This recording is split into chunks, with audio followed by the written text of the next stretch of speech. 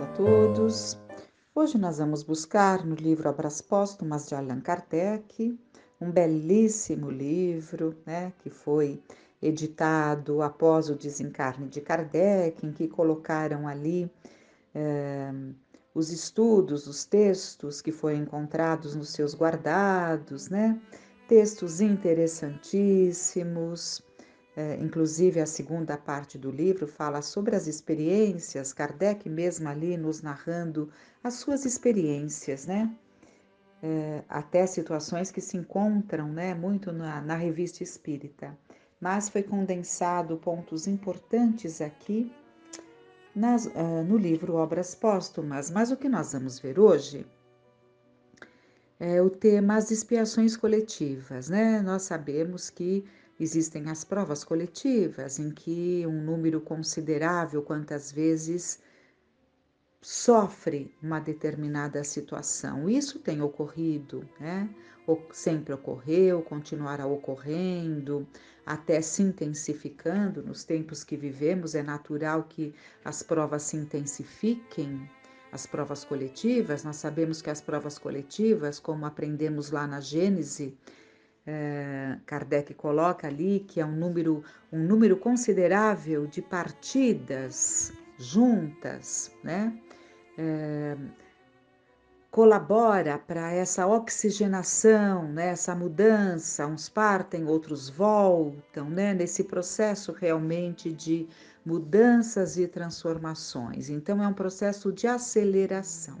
Então, é claro que as provas coletivas se intensificarão, porque as acelerações daqueles que devem partir não significa que vão partir quando não deviam. Aqueles que devem partir, quando se trata de uma prova coletiva, uma expiação coletiva, acelera-se todo um movimento de mudança, de transformação. É interessante que tenhamos esse olhar, essa compreensão, para entendermos a justiça de Deus, as razões das situações. E esse texto que Kardec nos traz vai nos ajudar a compreender o que sejam as expiações coletivas, para que nenhum de nós se surpreenda pensando, mas onde a justiça? Onde está Deus? Porque tudo faz parte, Tudo é uma resultante de uma necessidade, de uma programação e de um momento, na verdade, esperado por aquele espírito. Então vamos ver o que Kardec coloca na pergunta.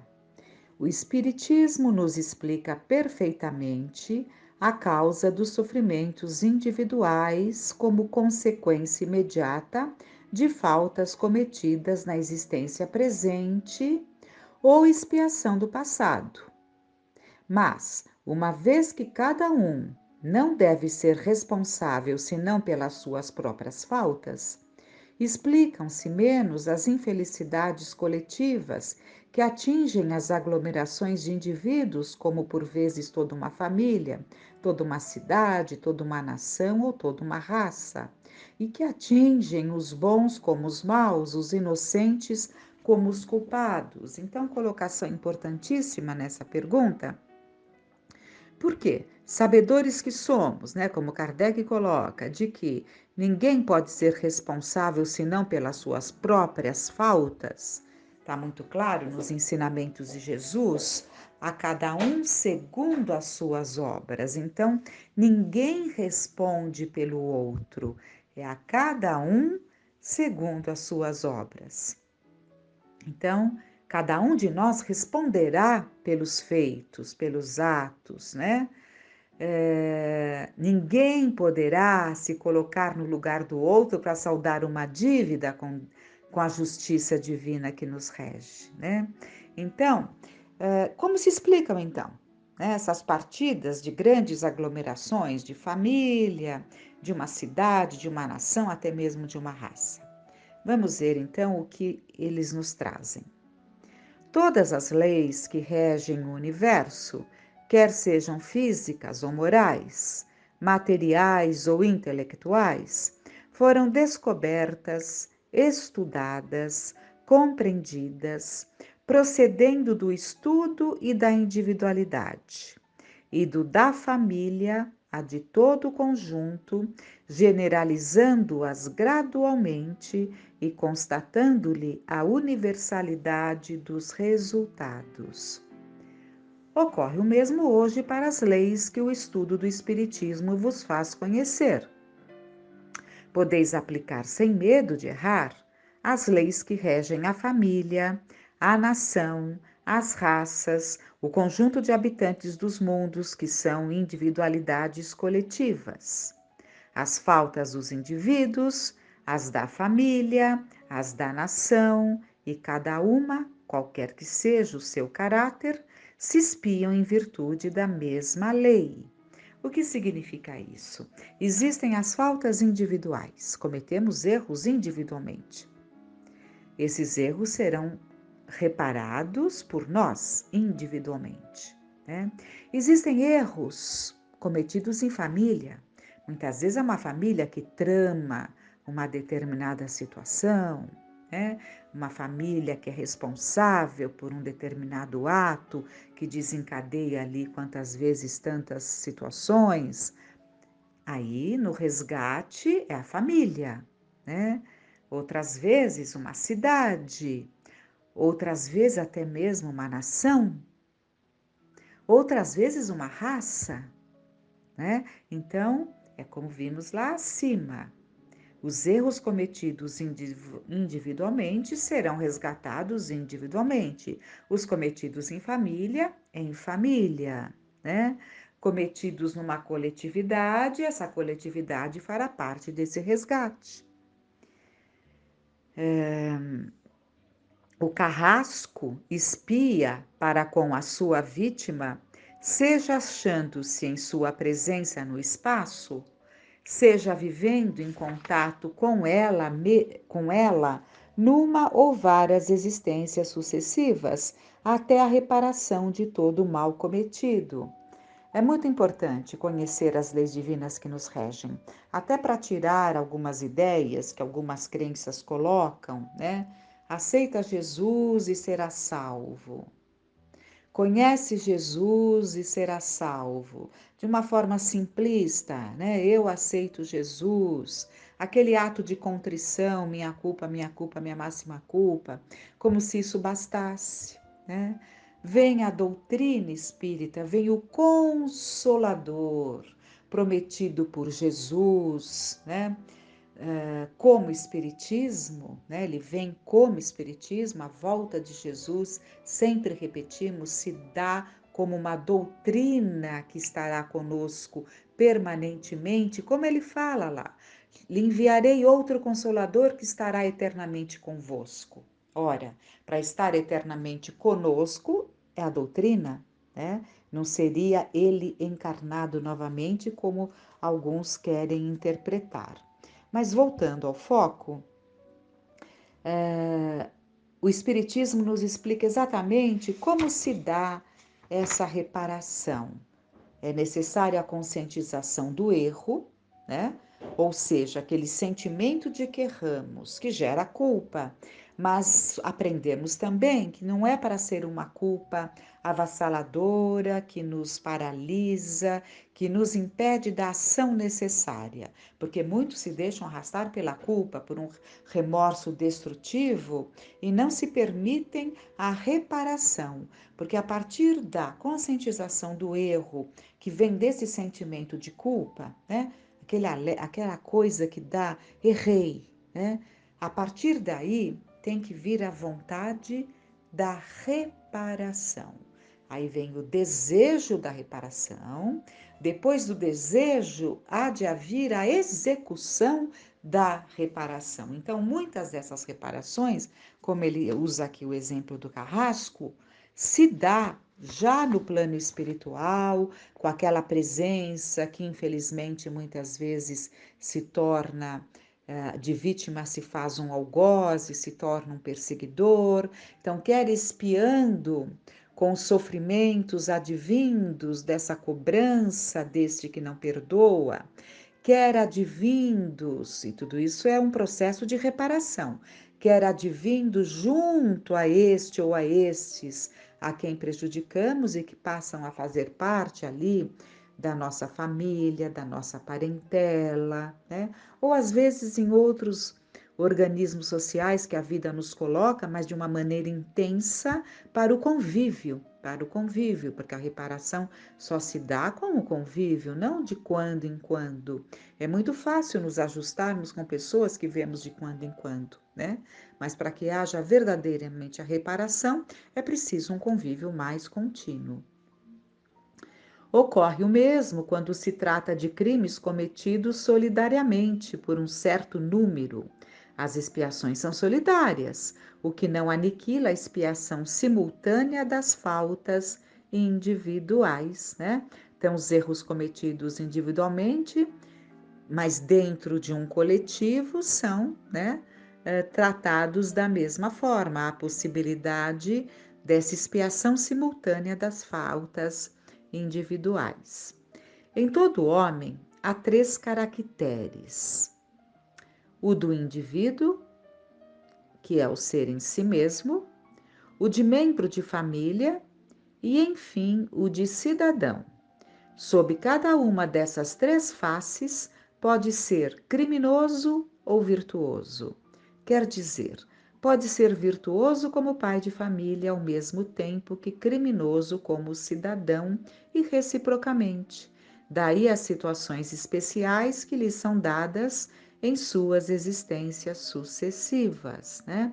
Então as reparações, elas vão se dando de acordo com a necessidade e não se dá normalmente em uma encarnação. Erros mais graves precisam de uma sucessão de encarnações para que se atinja a reparação, né?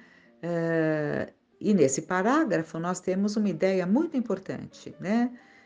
Nós temos em cada um de nós, né, as características do indivíduo, do membro de família e de cidadão.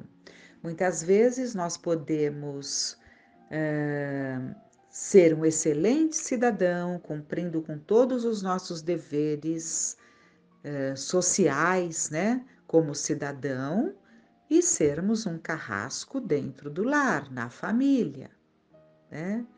Ou podemos, né, ter ali aquela atenção, aquele zelo com a família e na sociedade ser um criminoso, né? Então, é interessante isso, que há aqueles que podem ser um excelente pai de família e um criminoso como cidadão, né?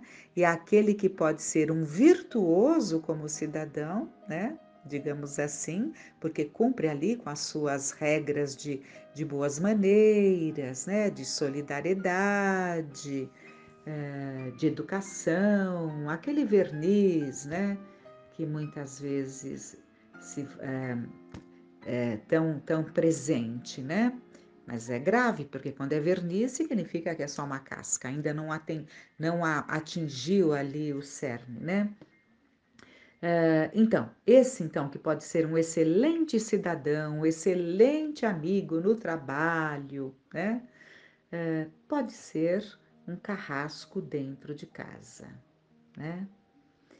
E então, dando continuidade, salvo exceção, pode-se admitir como regra geral que todos aqueles que têm uma tarefa comum, reunidos numa existência, já viveram juntos para trabalharem pelo mesmo resultado e se acharão reunidos ainda no futuro, até que tenham alcançado o objetivo, quer dizer, expiado o passado ou cumprido a missão aceita. Então, é muito comum os grupos voltarem. Às vezes não é exatamente apenas no grupo familiar, mas é um grupo num templo religioso, numa casa espírita, né? Em que aquele grupo ali que permanece junto anos a fio, né? Porque já estiveram juntos, já erraram juntos, e aí encarnações sucessivas vão reparando, né? E culmina muitas vezes com o momento ali de uma tentativa de maiores acertos, né? Mas é assim que se dá. As reparações vão se sucedendo encarnação após encarnação e os grupos se juntam. Graças ao Espiritismo, compreendeis agora a justiça das provas que não resultam de atos da vida presente, porque já vos foi dito que há a quitação de dívidas do passado. Porque não ocorreria o mesmo com as provas coletivas? Dissestes que as infelicidades gerais atingem o inocente como o culpado, mas sabeis que o inocente de hoje pode ter sido o culpado de ontem? Que tenha sido atingido individualmente ou coletivamente é que o mereceu. E depois, como dissemos, há faltas do indivíduo e do cidadão. A expiação de uma não livra a expiação de outras, porque é necessário que toda a dívida seja paga até o último centavo. As virtudes da vida privada não são as da vida pública. Um que é excelente cidadão pode ser um mau pai de família. O outro, que é um bom pai de família, probo e honesto em seus negócios, pode ser um mau cidadão. Ter soprado o fogo da discórdia, oprimido o fraco, manchado as mãos em crimes de lesa sociedade. São essas faltas coletivas que são expiadas coletivamente pelos indivíduos que para elas concorreram, os quais se reencontram para sofrerem juntos a pena de talião ou ter ocasião de repararem o mal que fizeram, provando seu devotamento à coisa pública, socorrendo e assistindo aqueles que outrora maltrataram, o que é incompreensível, inconciliável com a justiça de Deus, sem a preexistência da alma, se torna claro e lógico pelo conhecimento desta lei. A solidariedade, que é o verdadeiro laço social, não está, pois, só para o presente. Ela se estende no passado e no futuro, uma vez que as mesmas individualidades se encontraram, se reencontram e se encontrarão para subirem juntas a escala do progresso, prestando-se concurso mútuo. Eis o que o Espiritismo faz compreender pela equitativa lei da reencarnação e da continuidade das relações entre os mesmos seres. Clélie du Plantier. Então, foi uma mensagem vinda através de um espírito, né? Então, nós vemos que isso é muito importante termos esse entendimento, né? Vimos aí nesses últimos dias uma família que estava ali na região da Síria, naquelas partes mais vulneráveis, né, sempre sujeitas a aquelas situações muito dolorosas e desejosas de buscar um ambiente mais harmonioso, mais ameno, saíram das suas terras natais, saíram da Síria e caminharam, né, e adentraram a Turquia buscando uma região mais tranquila, mais em paz. E encontraram a morte num terremoto, né, ficando ali apenas uma criança. Tudo tem uma razão de ser, né? Nada é por acaso. Saíram de lá, né, mas não fugiram, ninguém ilude a lei, né? Acabaram fazendo parte dessa prova coletiva e não foi por acaso, né? Então, não é azar, né? Não é escolha infeliz ter saído da sua terra. As coisas acontecem também pela força das coisas, como se fala, né? É um magnetismo muito forte que atrai o espírito para estar ali naquele determinado local, né? Isso se dá desta forma. É preciso que compreendamos essas questões. Não há como fugir a esta força que nos chama para a reparação, mesmo porque antes daqui estarmos já estava tudo combinado, né? Quantas vezes alguém que precisa tomar um avião acaba se perdendo? Aconteceu até com um sobrinho há décadas atrás, ali naquele acidente da TAM. Acabou se atrasando ali junto da esposa e não tomou aquele avião que 10 minutos após a decolagem caiu ali na região do Jabaquara, né? O que fez essa demora? O que fez esse atraso? Entendem? Isso que nós temos que compreender, essas leis divinas que nos regem. E outro que porventura pegue uma vaga de alguém que não veio, não acontece isso? Não temos tantos exemplos de sobrou tantas vagas ali porque não vieram. Vem lá alguém que chega correndo e toma aquele avião, né? Destinos que se cumprem, programações que se cumprem, resgates dolorosos, sim, mas que devem se dar para a libertação daqueles espíritos que de alguma forma estão entrelaçados, né? E resgatam ali, quer situações individuais como coletivas, né?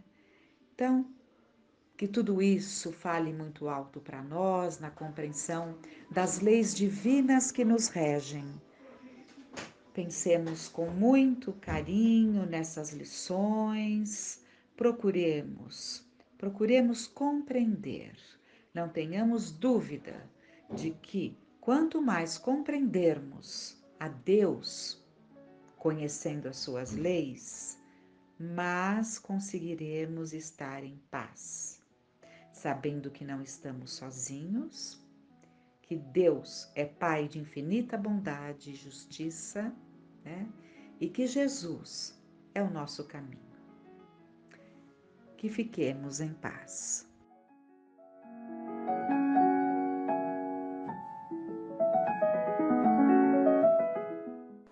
Olá pessoal, tudo bem?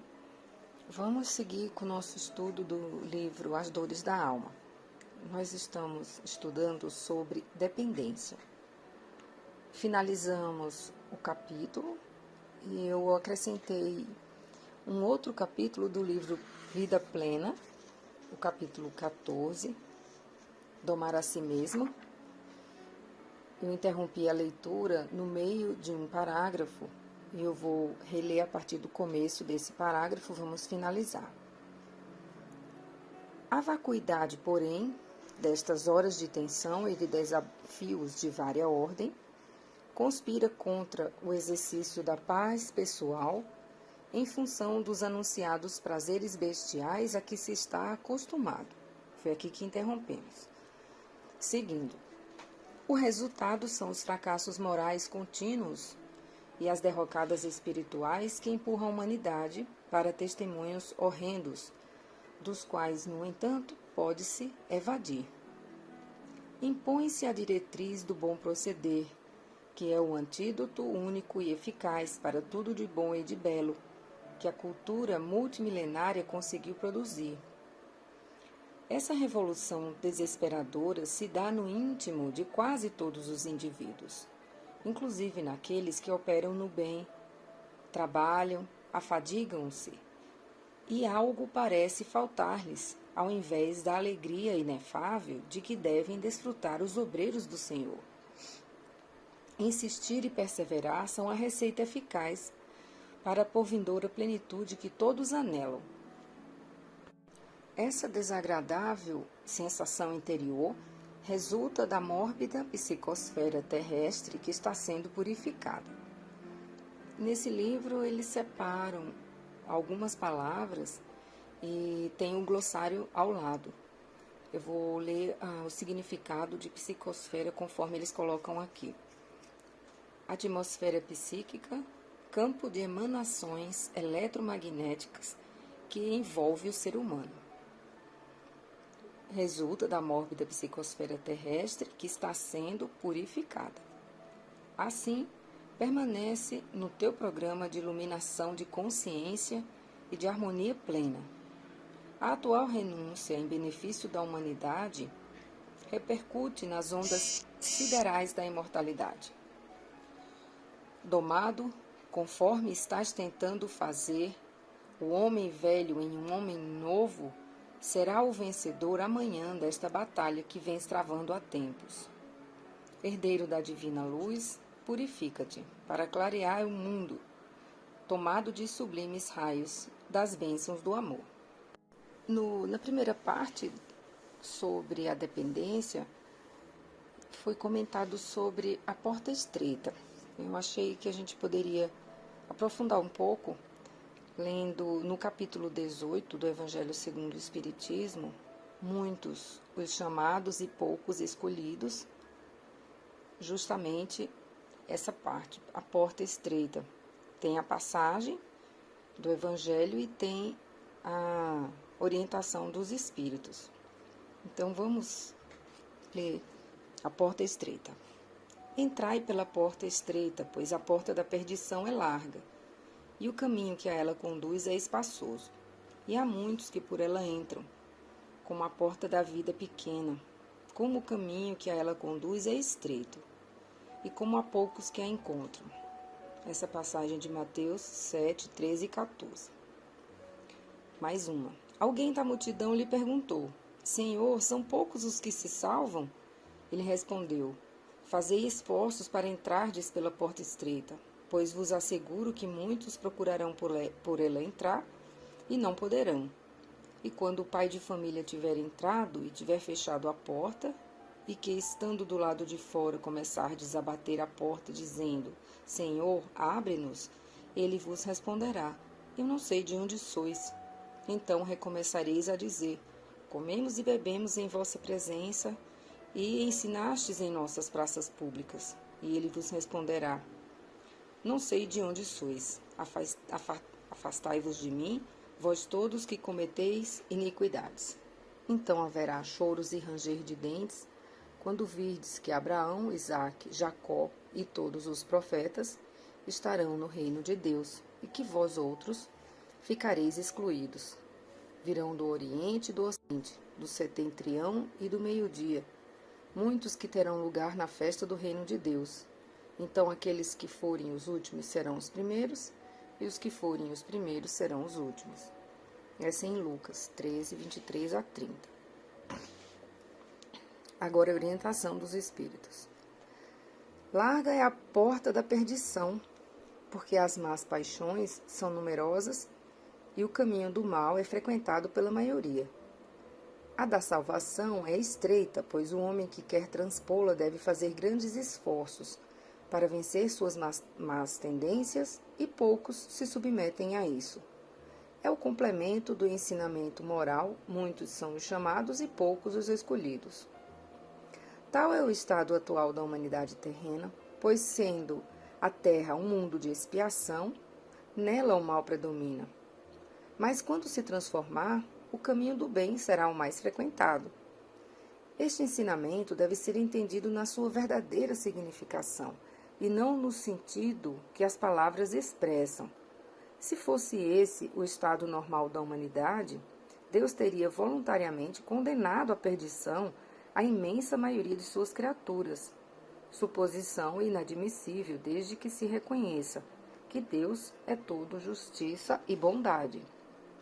Mas de quais faltas esta humanidade seria culpada para merecer uma sorte tão triste, no presente e no futuro, se estivesse, na sua totalidade, relegada à terra, e se a alma não tivesse tido outras existências? Por que tantos entraves no caminho? Por que essa porta tão estreita para ser transposta por tão poucos, se a sorte da alma está definitivamente fixada após a morte? É assim que, com a ideia de uma única vida, o homem está sempre em contradição consigo mesmo e com a justiça de Deus. Com a vivência anterior da alma e a pluralidade dos mundos, o horizonte se alarga. A luz ilumina os pontos menos esclarecidos da fé. O presente e o futuro tornam-se solidários com o passado, e então só assim se pode compreender toda a grandeza, toda a verdade e toda a sabedoria dos ensinamentos morais do Cristo. Então vamos comentar mais um pouco sobre essa primeira parte. Estamos estudando as emoções, os comportamentos. A porta estreita fala sobre superar as más tendências. A psicografia de Divaldo, pelo espírito Joana de Ângeles, fala sobre domar a si mesmo. E também se fala nessa primeira parte sobre reconhecer e estruturar o mundo interno, pensando, reconhecendo que somos únicos. Fala também sobre o esforço para eliminar os laços de dependência neurótica. Vimos no Livro dos Espíritos que a liberdade começa no pensamento. Na segunda parte, o detalhe é sobre o ato de amar, que é aprimorar os sentimentos. E a forma como usamos esse sentimento é uma resposta aprendida. Amar é diferente de depender, né? Amor é diferente de dependência. Dependência prende possessivamente a pessoa a outra. O amor incentiva a liberdade, a naturalidade. O indivíduo dependente precisa dos recursos psíquicos de alguém para viver. Isso é muito sério e só é possível sair dessa situação através do autoconhecimento, do autodomínio e através do reconhecimento do nosso potencial, que precisa ser trabalhado, sem preguiça, precisa ser desenvolvido, para que a gente tenha a oportunidade de conquistar a autoconfiança, liberdade interior. Isso nos leva a ter relacionamentos livres e genuínos, que sejam verdadeiramente compensadores. Não é que não vão ter problemas, mas que sejam alimento nutritivo para a nossa alma. Eu peguei um outro livro que eu acho que vai trazer um material muito importante, muito rico para essa etapa do nosso aprendizado. É um livro Treinando a Emoção para Ser Feliz. O subtítulo Nunca a autoestima foi tão cultivada no solo da vida. O autor é Augusto Cury. Ele é um psiquiatra, psicoterapeuta, cientista e escritor. Ele desenvolveu, ao longo de mais de 20 anos de estudo, uma das poucas teorias mundiais sobre o funcionamento da mente e a construção do pensamento, chamada de inteligência multifocal. E uma coisa curiosa da vida dele, que ele sempre coloca nas entrevistas, é que ele era ateu até que alguém propôs que ele estudasse, usando os seus conhecimentos de tantos anos de pesquisa, a inteligência de Jesus. E a partir daí ele escreveu uma coleção de livros que se intitula Análise da Inteligência de Cristo. E é muito interessante. Eu vou apresentar o livro aqui para vocês. Estamos adoecendo coletivamente no território da emoção, não apenas por doenças clássicas, tais como a depressão, a ansiedade, síndrome do pânico, mas também por inúmeros outros transtornos de personalidade, a solidão, a síndrome do pensamento acelerado, a falta de sentido de vida, a crise de diálogo, a insatisfação, instabilidade e irritabilidade emocional. O mundo moderno se tornou uma fábrica de estresse. Os piores inimigos do homem estão dentro dele. As ideias negativas, as preocupações com a existência, a paranoia da ética, os pensamentos antecipatórios têm assaltado a emoção humana e roubado a tranquilidade e o encanto pela vida. Para alguns, a felicidade é uma miragem no deserto, impossível de ser alcançada. Mas, neste livro, você aprenderá uma série de técnicas e procedimentos para treinar a sua emoção, para contemplar o belo, proteger-se das tensões sociais, superar seus conflitos e amar intensamente a vida. Nunca tivemos uma indústria de lazer tão grande e diversificada, tais como TV, internet, esportes, moda, turismo. Mas o homem nunca foi tão triste e sujeito a tantas doenças psíquicas. Ele está preso no cárcere da emoção. Jovens e adultos não sabem falar a linguagem emocional. Estão sós, no meio da multidão. Alguns têm grandes motivos para ser alegres, mas são insatisfeitos. A emoção, inclusive dos adolescentes, pode envelhecer precocemente, dependendo do nível de ansiedade. Há muitos velhos no corpo de jovens.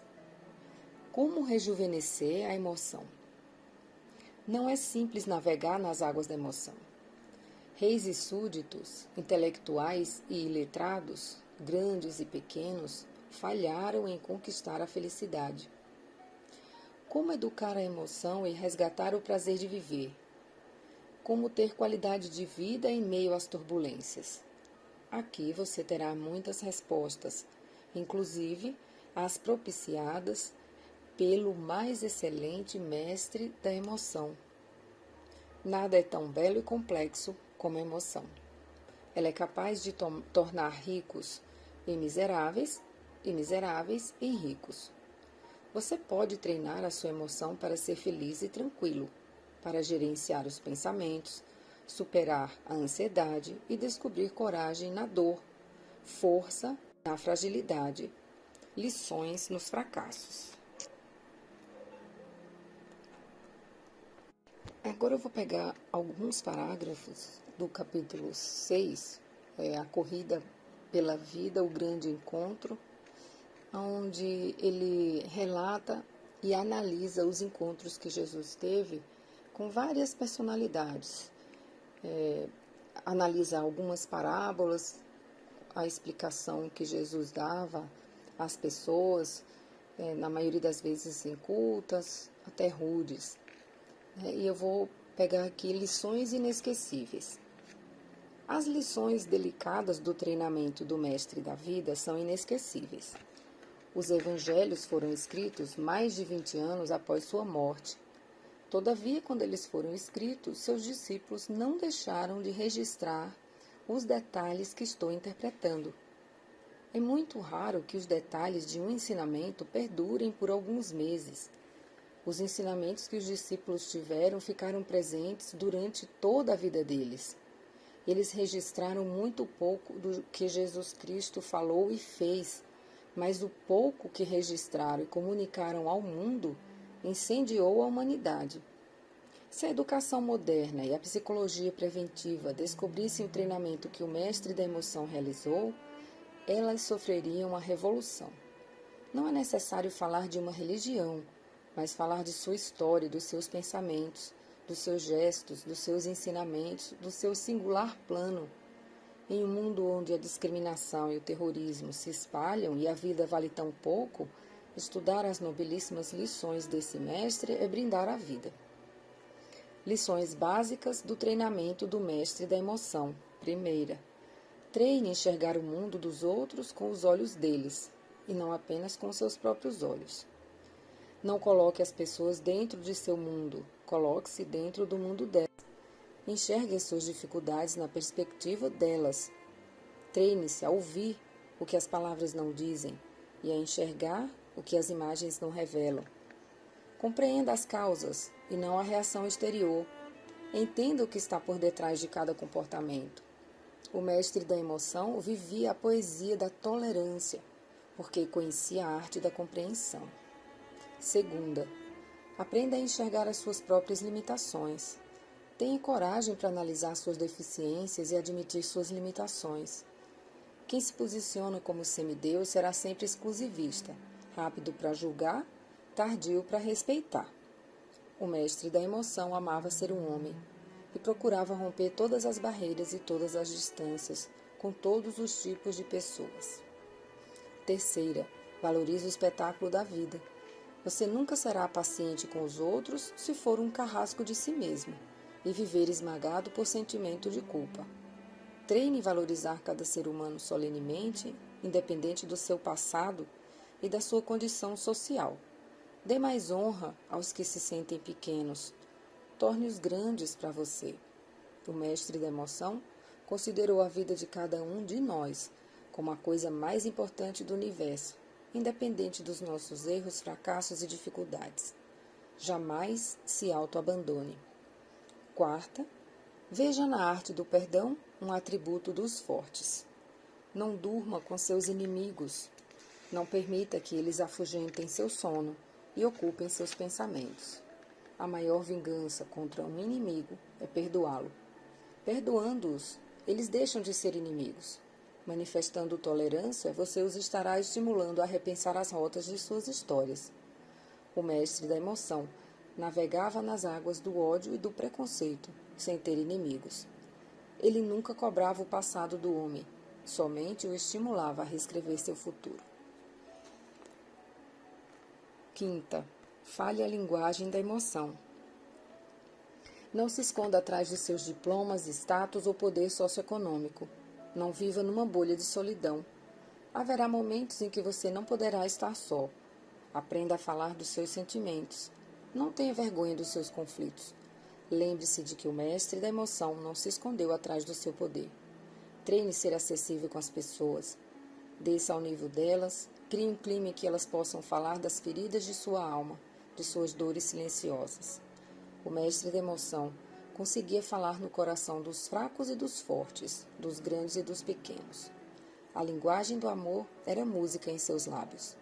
Pagou um preço caríssimo por amar incondicionalmente o ser humano. Ele expressava ser feliz em terra de infelizes. Sexta, tenha coragem. Você pode atravessar o deserto da vida. Todos passamos por dificuldades. Algumas são imprevisíveis e inevitáveis. Quem atravessa os vales das doenças emocionais e os supera, fica mais bonito interiormente.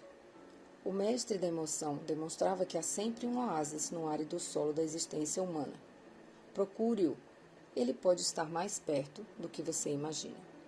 O mestre da emoção convidava os homens a aprender com ele a navegar nas águas da emoção e a beber de sua felicidade e tranquilidade. O convite partia dele. A decisão de aceitá-lo é nossa. Eu vou ficando por aqui. Uma boa semana a todos.